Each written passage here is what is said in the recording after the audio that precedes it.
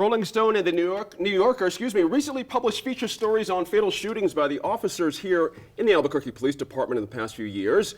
Now, this is an issue that you may be already following in the local media, certainly, but does national attention change that debate in New Mexico? Tell us what you think. Email your thoughts to nmif@newmexicopbs.org. We have a great group of line panelists with us today. Janice Arnold-Jones is a former state representative. She's here. We also have Tom Garrity from the Garrity Group at our table. And Jeff Proctor, he's back, investigative producer with KRQE Television. And our old friend John Wertheim, former New Mexico Democratic Party chairman and candidate, is back. Now, Jeff, you've been covering this story for years. When I say years, I mean a long time. The context of these two national stories, I'm interested from your point of view as a local reporter. You have put the facts of the matter out there quite a bit, but something was a little bit different with these pieces. Explain the difference there and what you got out of them.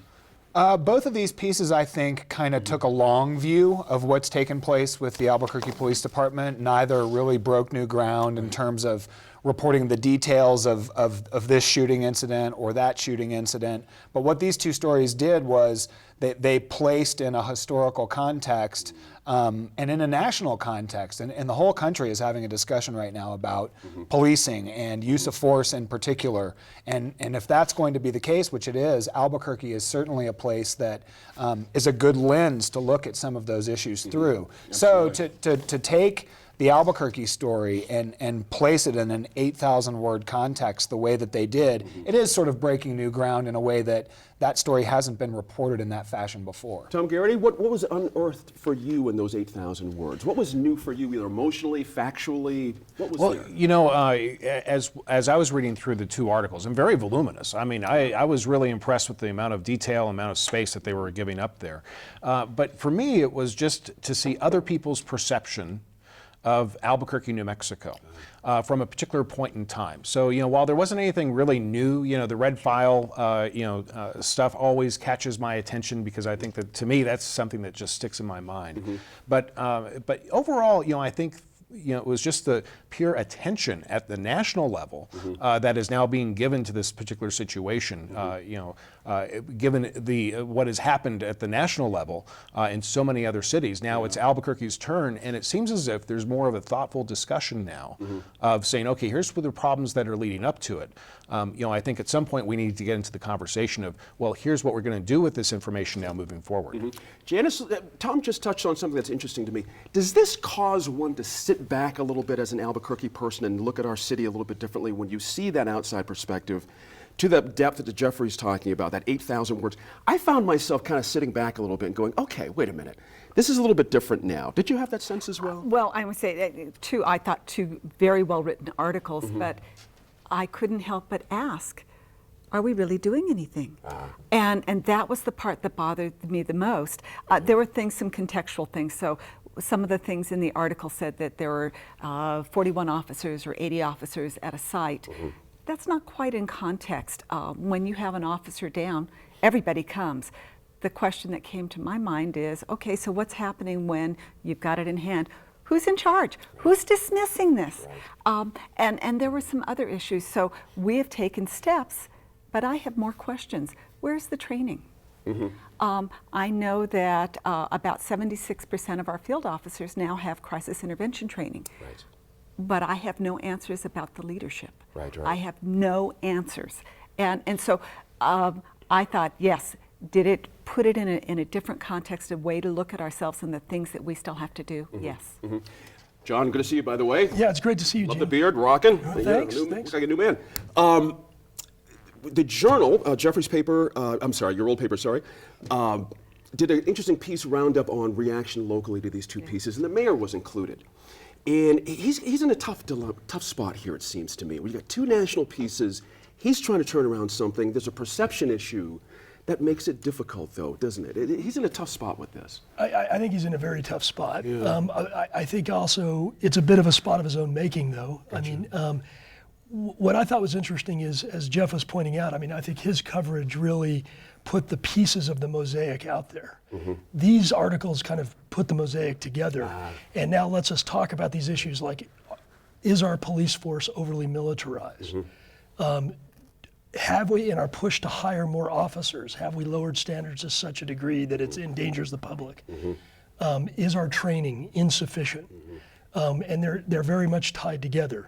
Are we trying to address in a punitive mode what are really public health issues like mental health and poverty? That's right. And so these are big issues that these articles kind of bring out in that mosaic that I'm talking about. And I frankly think that the mayor and most of the local reaction has more been like, oh no, this is bad publicity for the city, but not any tangible steps of like, I'm gonna fire the police chief and find one who's really reform-minded. I'm going to do something about this problem and address those 4 big key things that I got out of the mosaic. Interesting, Jeff. You know, on that point, is this not thrust for administration folks and other folks to kind of get with the program here a little bit quicker? Does national attention tend to make decisions happen a little bit faster? Is that a benefit of some sort? I don't know if we know the answer to that yet. I mean, these pieces are a week from having been published, so I suppose we'll see if there's any impact in terms of, based on the mayor's reaction that I read in the newspaper, he's sort of couching this as that APD has a public relations problem. I'm not sure that that's accurate. Certainly my reporting through the years has borne out that it's actually a policing problem and a leadership problem, and less of a public relations problem. So I don't know what the impact with that will be, but I will say that we are in the middle of a process, and it's important to point this out, where we've had a DOJ investigation here. We're at the end stage of putting something in place that's court enforceable to make changes to things like training and hiring and retention and those kinds of things. So it is important to point out that there is a process, or at least a framework in place in terms of really embracing reform or not. I think both of these national pieces really raise questions about whether the current administration is actually really embracing the reform principles that are supposed to be being implemented through the DOJ process. That's it. And you went around that very point there a little bit last time around. Please do pick up on that. But so the one question that I still have is the culture. And when we cannot have a police force where the people who are taking that job are afraid for their lives. Gotcha. And if the culture is such that they are compelled to lie about the bad behavior of another officer, we're not even off to first base, not even close. Yep.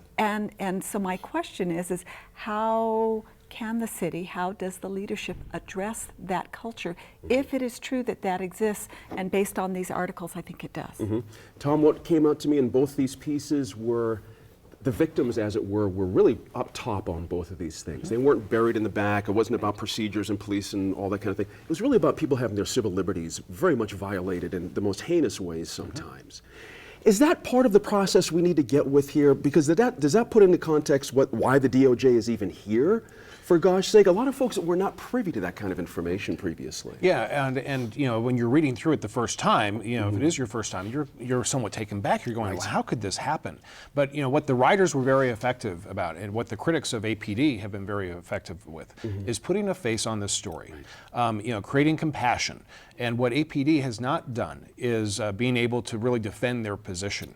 And they've had 20, 30 years to defend their position to get ready for these types of situations. Earlier, you asked the question if it's a public relations problem.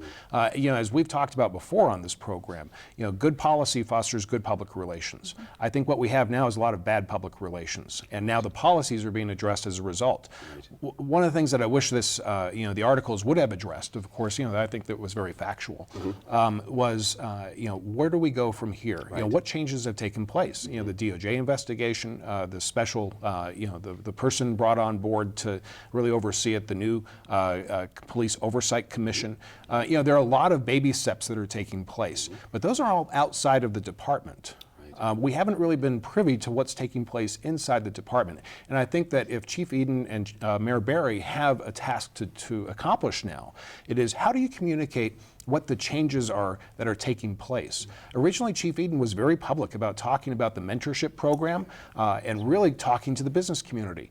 That has pretty much stopped.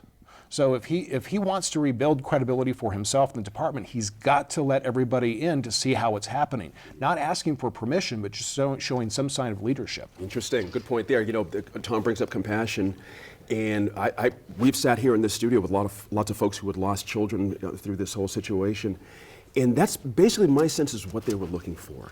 is an apology and some sense of compassion for their position.